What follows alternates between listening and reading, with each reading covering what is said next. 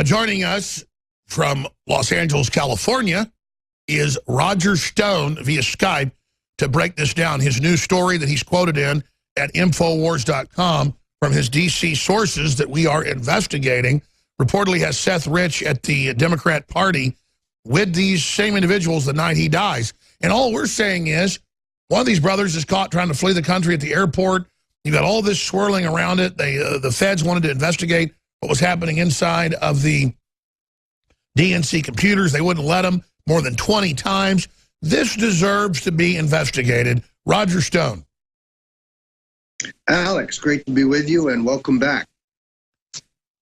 It's really extraordinary because not only does Deborah Wasserman Schultz, who happens to be my congresswoman, the district that I live in Florida, threaten the Capitol Hill police chief over the seizure of evidence from her office.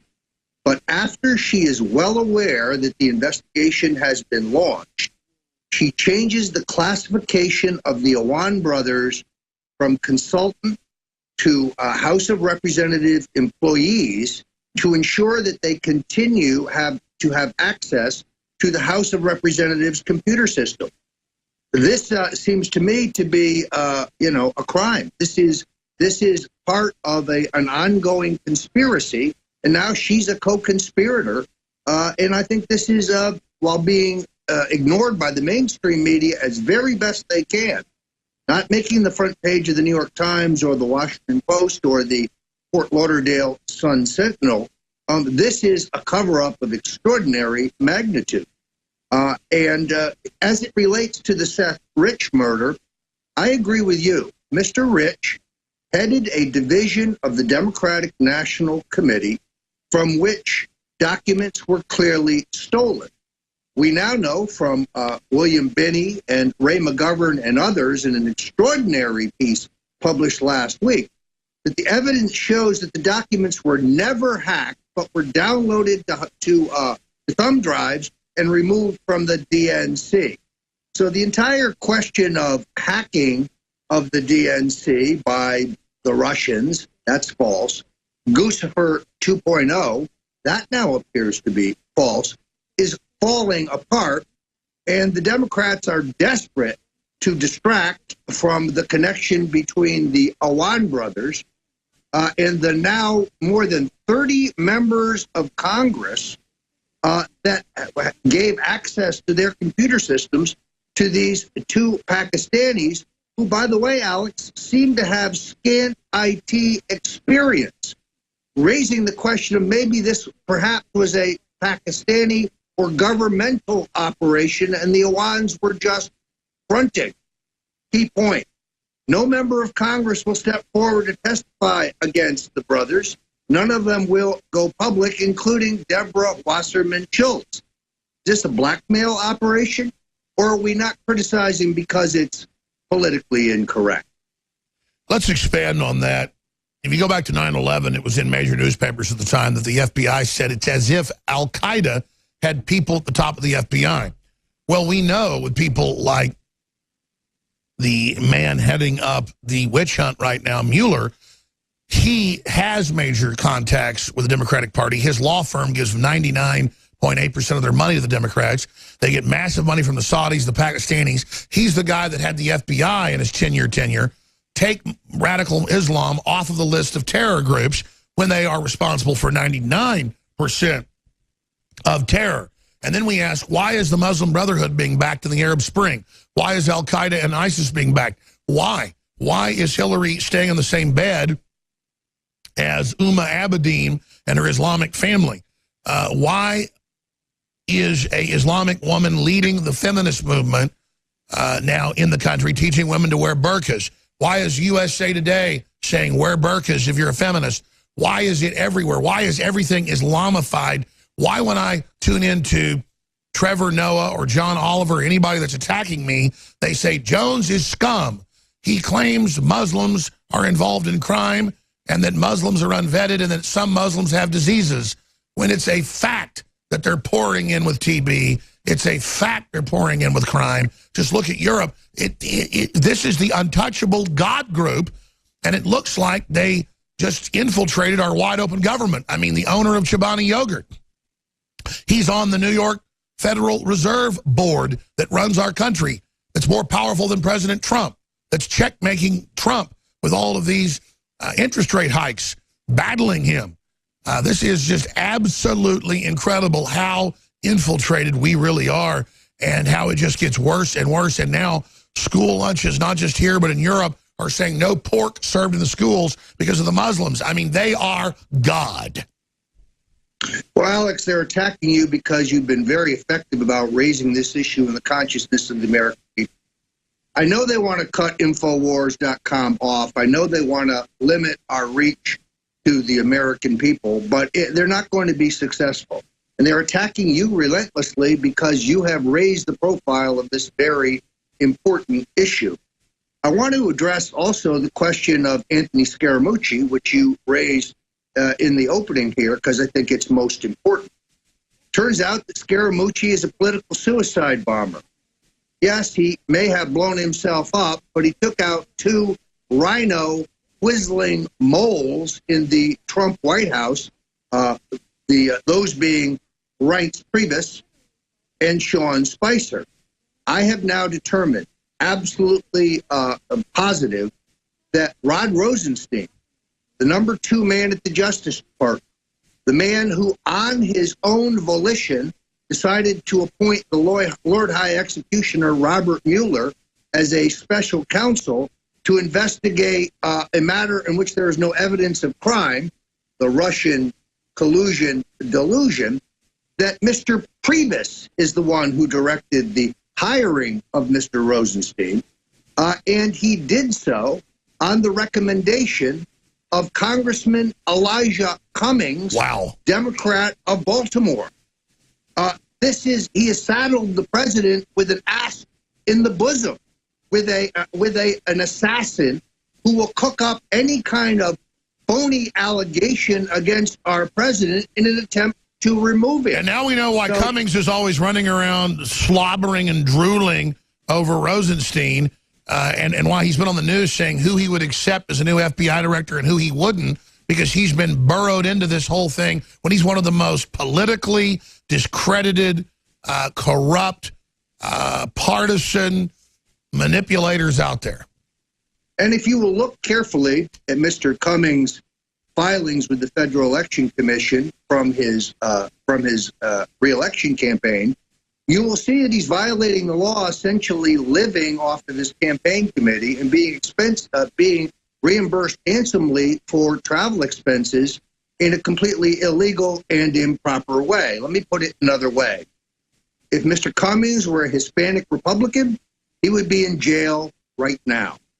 We've seen the same thing with Maxine Waters, where she pressures the government to bail out a bank without disclosing that she and her husband own shares of that bank, that her husband is on the board of directors of the bank. Again, if she were a Hispanic Republican, she would be in prison right now. And let's talk about Wasserman Schultz, though. White women also seem to have this, like Hillary, this invincibility card because they can play the gender.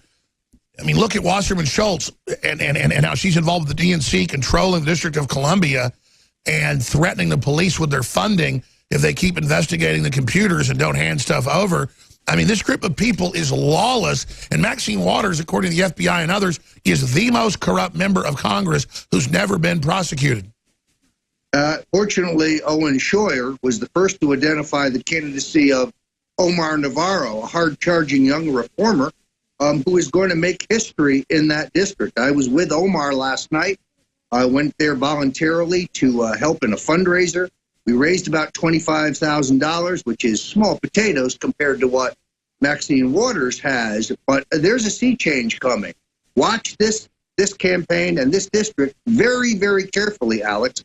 Final point, and this needs to be made. My sources at Fox and my sources in the White House tell me that the lawsuit filed by the black private investigator, former D.C. police officer, is completely and totally bogus. This man's changed his tune so many times, it's hard to keep up with the truth. He is the one who said that the D.C. police destroyed the computer or lost the computer of Seth Rich. He is the one who said there was a cover-up. Now he's saying he never said those things. I expect this lawsuit to be dismissed summarily. Well, certainly it looks like perfect PR for the Democrats right now, whoever's behind this, to kind of smokescreen the larger issues as more comes out about the murder, shot in the back of Seth Rich, that we're not going to shut up about. Thanks, Roger Stone. Roger's now officially with InfoWars. Infowars.com is the most hated news site by global tyrants in the world. Hello, I'm Roger Stone, sitting in for my good friend Alex Jones. You can catch the rest of that extraordinary interview between my friend Milo and Alex Jones by going to Milo's YouTube page or the InfoWars YouTube page. I know I want to see the rest of it. It is not lost on me that last week when he appeared here on InfoWars, my friend Milo wore a vintage, genuine Bill Clinton rape whistle. A true piece of art. This is an extraordinary time to be alive because we have seen the real Donald Trump, and I like what I see. You see, first, the president very quickly put out an appropriate statement regarding the tragedy in Charlottesville. But that did not satisfy his critics. He denounced bigotry and hate, but you see, that was not sufficient. They demanded that he denounce specific groups, including white supremacists, of whom I do not know any. So I suspect this is a rather small but vocal group of haters. He did that, and then his critics wanted to know what took him so long.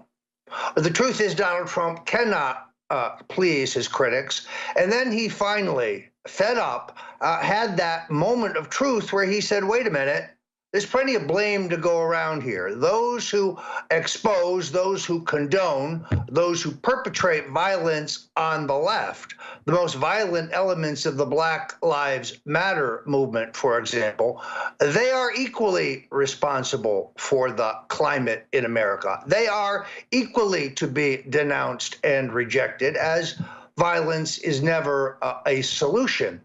Now, the more one examines the events of Charlottesville, anyone who's an experienced political operative who understands agitprop, things begin to seem quite fishy.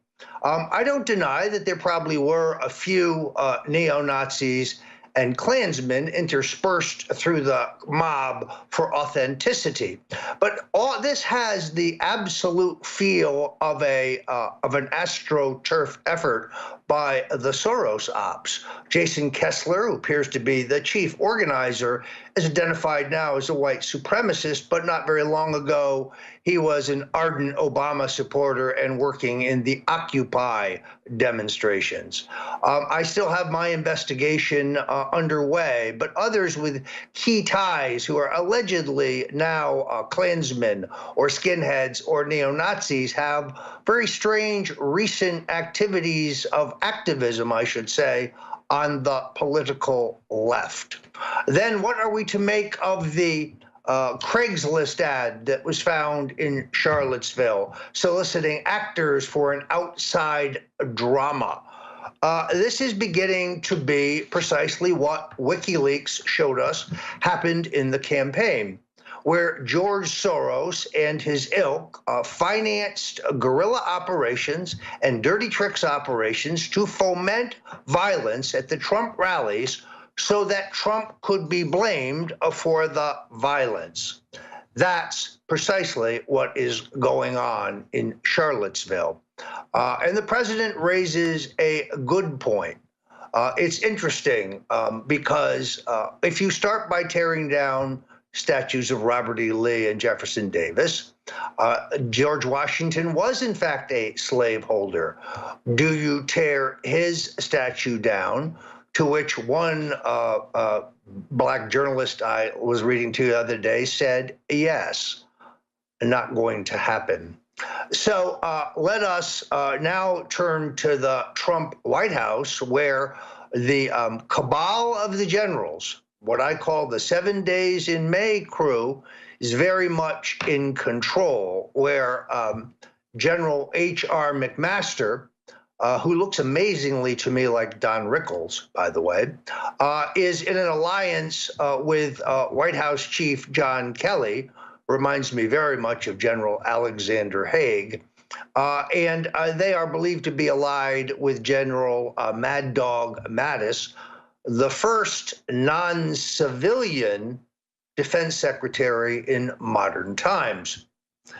This triumvirate, which is most internationalist and globalist in its own coloration, was responsible for the ouster of Anthony Scaramucci, in that case with the active assistant of presidential strategist Steve Bannon.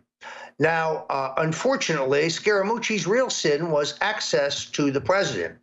It's incumbent now on Kelly, who's attempting to crack down to control all information in and out to the president, or to the point where Ivanka and Jared now must communicate through General Kelly, and neither one of them are allowed to meet with the president alone, nor can they just walk in to the president's office during, as was the case, during the chaos in which Reince Priebus was running the show. Therefore, you have now a dynamic in which the generals will seek to oust Steve Bannon. Now, I have been one who has defended Bannon against charges of anti-Semitism or bigotry or white supremacy. These are falsehoods.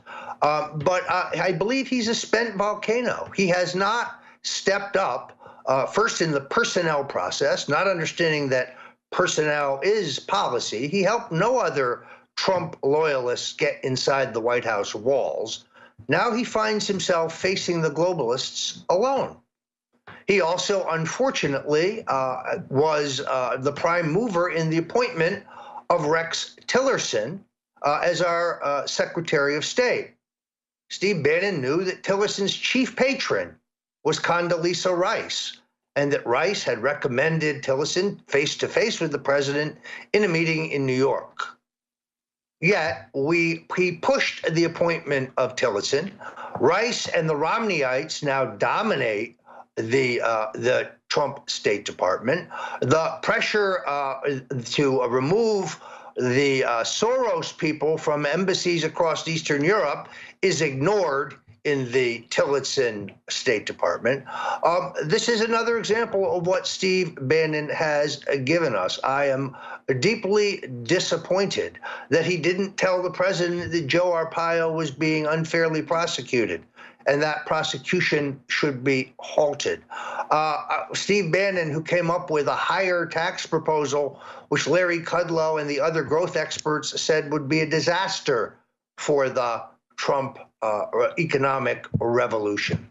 So it is not that I do not have affection for Mr. Bannon and his roguish style. I named him as one of the worst dressed people in the world in my 2015 Mr. Stone's best and worst dressed list. Steve wore it like a badge, showing his friends. The man does, in fact, dress like a hobo.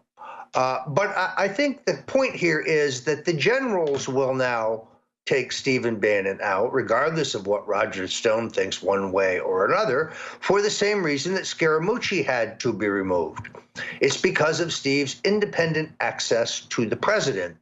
The generals, the 7 days in May crowd, those who are closely aligned with individuals like Robert Mueller and James Comey and the permanent Washington two-party duopoly establishment, still have in essence, a slow motion coup afoot. The idea here is to seize control of all information, render the president impotent, and set him up for a takedown by the Lord High Executioner of the establishment. That's what's really going on in Washington. Welcome back. I'm Roger Stone, sitting in for Alex Jones. And like you, I'm intently watching the drama that is going forward in Washington. I have recently been approached by the lawyers for the House Intelligence Committee, and we are tentatively focused on testimony on September 26th. The terms of that are not yet set, but I am anxious to help clear the air on the Russian collusion delusion. The truth is that there was collusion by a foreign nation in our most recent presidential election. That would be the nation of Ukraine. Ukraine was illegally helping Hillary Clinton.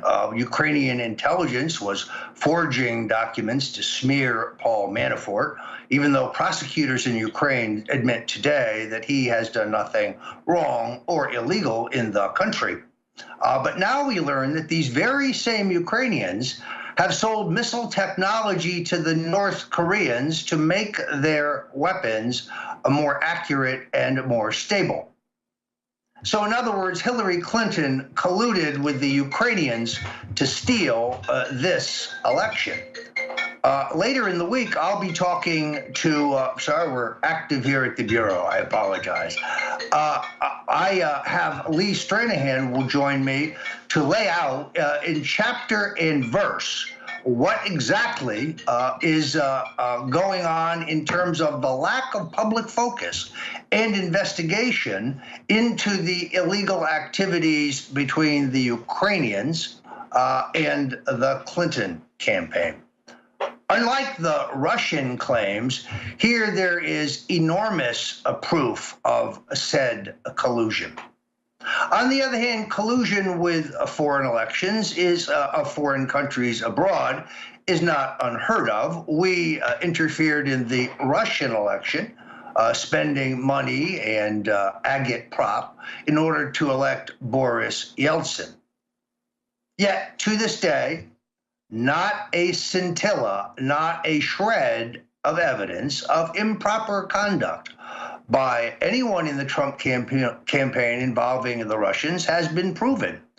The meetings between Donald Trump Jr. and a growing cast of Russians seems to be a Keystone Cops drama, but there's no violation of the law there. Nothing of value exchanges hands. There are many questions about how the woman Russian lawyer even got into the country without a visa. Why would the FBI help her do so? And then there is the question of why she is pictured at a Hillary Clinton rally, and then later again at in the office of Senator John McCain. No, Russia is fallen flat as a pancake for the left. So now they are shifting to their second favorite attack vehicle, race. Now, that is unfortunate, but I think you're going to find that the country agrees with the president when it comes to condemning hateful demonstrators, protesters, or thugs of the left, and they must be denounced just as much as those rabble-rousers on the right.